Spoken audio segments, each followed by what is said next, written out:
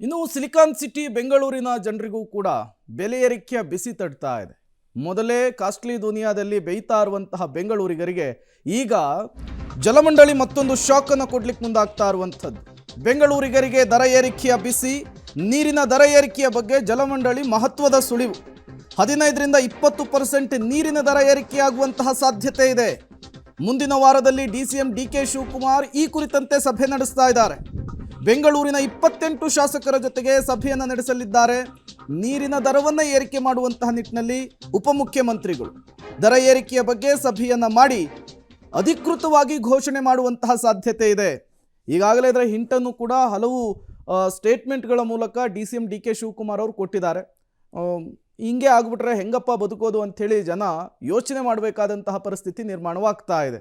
ಇನ್ನು ವಿಪಕ್ಷಗಳೆಲ್ಲರೂ ಕೂಡ ಇದಕ್ಕೆ ಪಂಚ ಗ್ಯಾರಂಟಿಗಳೇ ಕಾರಣ, ರಾಜ್ಯ ಸರ್ಕಾರದ ಬೊಕ್ಕಸ ಖಾಲಿ ಆಗ್ತಾ ಇದೆ, ಹಾಗಾಗಿ ನೀರಿನ ದರ ಏರಿಕೆ ಮಾಡ್ತಿದ್ದಾರೆ, ಹಾಲಿನ ದರ ಏರಿಕೆ ಮಾಡ್ತಾ ಇದ್ದಾರೆ, ಬಸ್ನ ಟಿಕೆಟ್ ದರ ಏರಿಕೆ ಮಾಡ್ತಿದ್ದಾರೆ, ಇನ್ನೇನು ಮಾಡ್ತಾರೆ ಇವರು ಅಂಥೇಳಿ ಪ್ರಶ್ನೆಯನ್ನು ಮಾಡ್ತಾ ಇದ್ದಾರೆ.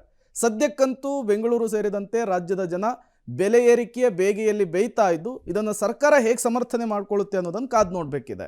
ಹಾಗಾದ್ರೆ ಹೇಗಿದೆ ಕಾವೇರಿ ದುಬಾರಿ ಬೆಂಗಳೂರಿನಲ್ಲಿ? ಜಲಮಂಡಳಿ ಆರ್ಥಿಕ ನಷ್ಟದಲ್ಲಿದೆ ಅಂಥೇಳಿ ದರ ಏರಿಕೆಯನ್ನು ಮಾಡಲಿಕ್ಕೆ ಮುಂದಾಗ್ತಾ ಇರುವಂಥದ್ದು. ಈಗಾಗಲೇ ಜಲಮಂಡಳಿ ಬ್ಯಾಕ್ ಟು ಬ್ಯಾಕ್ ಸಭೆಯನ್ನು ಕೂಡ ಮಾಡಿದೆ ಈ ವಿಚಾರಕ್ಕೆ.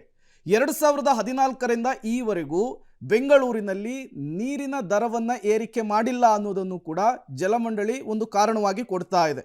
53,000 ಲೀಟರ್ ಉತ್ಪಾದನೆಗೆ 53 ರೂಪಾಯಿ ಖರ್ಚಾಗ್ತಾ ಇದೆಯಂತೆ. ಪ್ರತಿ ತಿಂಗಳಿಗೆ ಹತ್ತತ್ರ 42 ಕೋಟಿ ರೂಪಾಯಿ ನಷ್ಟ ಆಗ್ತಾ ಇದೆ ಜಲಮಂಡಳಿಗೆ. ಇದನ್ನು ಭರಿಸಬೇಕಾಗಿದೆ, ಹಾಗಾಗಿ ನಾವು ದರ ಏರಿಕೆ ಮಾಡ್ತಾ ಇದ್ದೀವಿ ಅಂತ. ಕಾವೇರಿ 5ನೇ ಹಂತವಾದರೆ 82 ಕೋಟಿ ರೂಪಾಯಿ ನಷ್ಟ ಆಗಿಬಿಡುತ್ತೆ. ಇದರಿಂದ ನಾವು ಹೊರಬರಬೇಕು ಅಂದರೆ ನಮ್ಮ ಮುಂದೆ ಯಾವುದೇ ರೀತಿಯ ಆಪ್ಷನ್ಸ್ ಇಲ್ಲ, ಬೆಲೆ ಏರಿಕೆಯನ್ನು ಮಾಡೋದು ಹೊರತುಪಡಿಸಿ.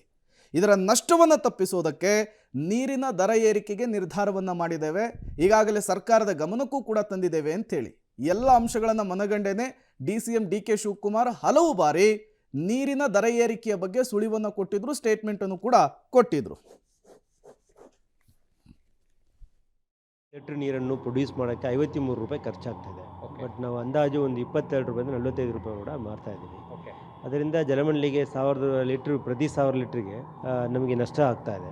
ಹಾಗಾಗಿ ಅದನ್ನು ನಾವು ಸರಿಪಡಿಸಬೇಕಾಗುತ್ತದೆ. ಅದಕ್ಕಾಗಿ ಸರ್ಕಾರ ಹಂತದಲ್ಲಿ ಚರ್ಚೆ ಮಾಡ್ತಾ ಇದ್ದೀವಿ. ಖಂಡಿತಾಗ ಮಾನ್ಯ ಉಪಮುಖ್ಯಮಂತ್ರಿಯವರು ಮೊದಲನೇ ವಾರ ಬಂದ ಮೇಲೆ ಅವರ ಒಂದು ಅಧ್ಯಕ್ಷತೆಯಲ್ಲಿ ಎಲ್ಲ MLA ಕರೆಸಿ ಮೀಟಿಂಗ್ ಮಾಡಿ, ನಂತರ ನಮ್ಮ ಬೋರ್ಡಲ್ಲಿ ವಿಶೇಷ ಬೋರ್ಡ್ ಮೀಟಿಂಗ್ ಮಾಡಿ ತೀರ್ಮಾನವನ್ನು ತೆಗೆದುಕೊಂಡಿದ್ದಾರೆ.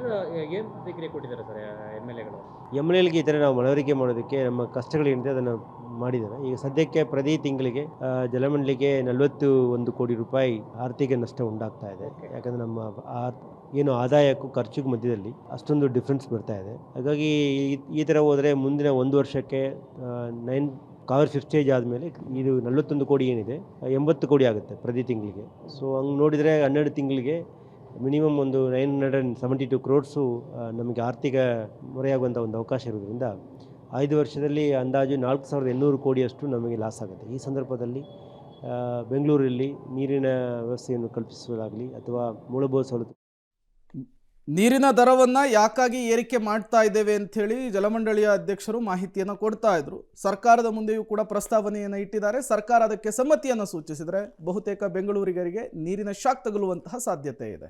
ಹಾಲು ನೀರು ಬಸ್ಸು ಟ್ರಿಪಲ್ ಶಾಕ್ ಮಾತ್ರ ಅಲ್ಲ, ಪವರ್ಫುಲ್ ಶಾಕ್ ಅನ್ನು ಕೊಡೋದಕ್ಕೂ ಸರ್ಕಾರ ಸಿದ್ಧತೆಯನ್ನು ಮಾಡಿಕೊಂಡಿದೆ. ಪವರ್ಫುಲ್ ಶಾಕ್ ಅಂದ್ರೆ ಯಾವುದು?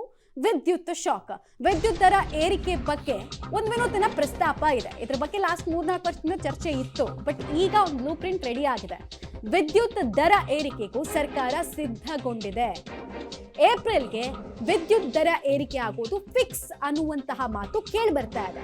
3 ವರ್ಷಕ್ಕೆ ಅನ್ವಯವಾಗುವಂತೆ ಕರೆಂಟ್ ದರವನ್ನ ಏರಿಕೆ ಮಾಡೋದಕ್ಕೆ ಸಿದ್ಧತೆಗಳಾಗ್ತಾ ಇದೆ. ಕೆಇಆರ್ಸಿಗೆ ದರ ಏರಿಕೆ ಪ್ರಸ್ತಾವನೆಯನ್ನ ಎಸ್ಕಾಂಗಳು ಸಲ್ಲಿಕೆ ಮಾಡಿದೆ. ಕರ್ನಾಟಕ ವಿದ್ಯುತ್ ಶಕ್ತಿ ನಿಯಂತ್ರಣ ಆಯೋಗ ಒಪ್ಪಿಗೆಯನ್ನ ಕೊಟ್ರೆ ಏಪ್ರಿಲ್ಗೆ ವಿದ್ಯುತ್ ದರ ಏರಿಕೆ ಆಗೋದು ಬಹುತೇಕ ನಿಶ್ಚಿತ ಅನ್ನೋದು ಗೊತ್ತಾಗ್ತಾ ಇದೆ. ಸೊ ದರ ಏರಿಕೆಯ ಬರೆಯ ಸರಣಿ ಕಂಟಿನ್ಯೂ ಆಗುತ್ತೆ ಸಾಮಾನ್ಯ ಜನರಿಗೆ ಅನ್ನೋದು ತಿಳಿದು ಬರ್ತಾ ಇದೆ. ಇವ್ರದೇ ಆದಂತಹ ರೀಸನ್ ಕೊಡ್ತಾ ಇದ್ದಾರೆ. ನಾವು 3-4 ವರ್ಷದಿಂದ ಮಾಡ್ತಾ ಇಲ್ಲ, ನಮಗೂ ನಮ್ಮದೇ ಆದಂತಹ ಸಮಸ್ಯೆಗಳಿದೆ, ಬ್ಯಾಲೆನ್ಸ್ ಮಾಡಬೇಕು ಅಂತ ಹೇಳಿದ್ರೆ ಈಗ ಇಂಬ್ಯಾಲೆನ್ಸ್ ಆಗಿದೆ, ಬ್ಯಾಲೆನ್ಸ್ ಮಾಡಬೇಕು ಅಂದ್ರೆ ದುಡ್ಡು ಜಾಸ್ತಿ ಮಾಡಬೇಕು ಅಂತ. ಬಟ್ ಆ ಸ್ಲ್ಯಾಬ್ಗಳು ಫಿಕ್ಸ್ ಮಾಡ್ಕೊಳ್ತಾ ಇರುವಂತಹ ರೀತಿ ಈಗ ವಿವಾದಕ್ಕೂ ಕಾರಣ ಆಗಬಹುದು. ಇನ್ನು ವಿಪಕ್ಷಗಳಿಗೆ ಈ ಸ್ಲ್ಯಾಬ್ಗಳು ಅರ್ಥ ಆಗಿದೆಯೋ ಇಲ್ವೋ ಗೊತ್ತಿಲ್ಲ. ನೋಡ್ಬೇಕಾಗತ್ತೆ ನಾವು. ಬಟ್ ಸದ್ಯಕ್ಕಂತೂ ಜನ ಹಿಡಿ ಶಾಪವನ್ನು ಹಾಕ್ತಾ ಇದ್ದಾರೆ. ಬಿಜೆಪಿಯವ್ರು ದರ ಏರಿಕೆ ಮಾಡ್ಬಿಟ್ರು, ನಮ್ಗೆ ಅಧಿಕಾರ ಕೊಡಿ, ನಾವೆಲ್ಲ ಲಾಭ ತಂದ್ಬಿಡ್ತೀವಿ, ಎಲ್ಲ ಕಡಿಮೆ ಮಾಡ್ಬಿಡ್ತೀವಿ ಅಂತ ಹೇಳಿದವ್ರು ನೀವೇನ್ ಮಾಡ್ತಾ ಇದ್ದೀರಾ ಪ್ರಶ್ನೆ ಇದೆ. ಸೊ ಹಾಗಾದ್ರೆ ಪವರ್ ಶಾಕ್ ಹೆಂಗ್ ಸಿಗುತ್ತೆ ಜನರಿಗೆ ಸಿಕ್ಕಿದ್ರೆ, ಅದಕ್ಕೆ ಡೀಟೇಲ್ಸ್ ಕೂಡ ನಮ್ಮ ಹತ್ರ ಇದೆ, ನೋಡ್ತಾ ಹೋಗೋಣ. ಪ್ರತಿ ಯೂನಿಟ್ಗೆ ಮೊದಲ ವರ್ಷ 67 ಪೈಸೆಯನ್ನ ಇನ್ಕ್ರೀಸ್ ಮಾಡಬೇಕು ಅನ್ನೋದು ಪ್ಲಾನ್ ಆಫ್ ಆಕ್ಷನ್ ಅಂತೆ. ಎರಡನೇ ವರ್ಷ 2026ರಿಂದ 27ಕ್ಕೆ ಯೂನಿಟ್ಗೆ 74 ಪೈಸೆಯನ್ನ ಏರಿಕೆ ಮಾಡಬೇಕು ಅಂತ. ಮೂರನೇ ವರ್ಷ 2027ರಿಂದ 28ಕ್ಕೆ 91 ಪೈಸೆಯನ್ನ ಏರಿಕೆ ಮಾಡೋದು. KERCಗೆ ಒಪ್ಪಿಗೆ, ಇದಕ್ಕೆ ಗ್ರೀನ್ ಸಿಗ್ನಲ್ ಸಿಕ್ಕಿದ್ರೆ ಏಪ್ರಿಲ್ನಿಂದ ದರ ಏರಿಕೆ ಆಗೋದು ಫಿಕ್ಸ್ ಅನ್ನುವಂತಹ ಮಾಹಿತಿ ಸದ್ಯಕ್ಕೆ ಕೇಳಿ ಬರ್ತಾ ಇದೆ. ಜನ ಒಂದು ಪ್ರಶ್ನೆಯನ್ನು ಕೇಳ್ತಾರೆ, ದರ ಏರಿಕೆ ಮಾಡೋದಕ್ಕಂತಾನೆ ಇವ್ರೇನಾದ್ರೂ ಆಡಳಿತದ ಚುಕ್ಕಾಣಿಯನ್ನು ಹಿಡಿದ್ರ? ಹಾಗಾದ್ರೆ ಕೇಳ್ತಿರೋದು ಬರೀ ಅದೇ. ಇದಕ್ಕೆ ಉತ್ತರ ಏನು? ಉತ್ತರ ಕೊಡಬೇಕಾದವ್ರು ಯಾರು? ಪ್ರಶ್ನೆ ಅಂತೂ ಹಾಗೆ ಮುಂದುವರಿಯುತ್ತೆ.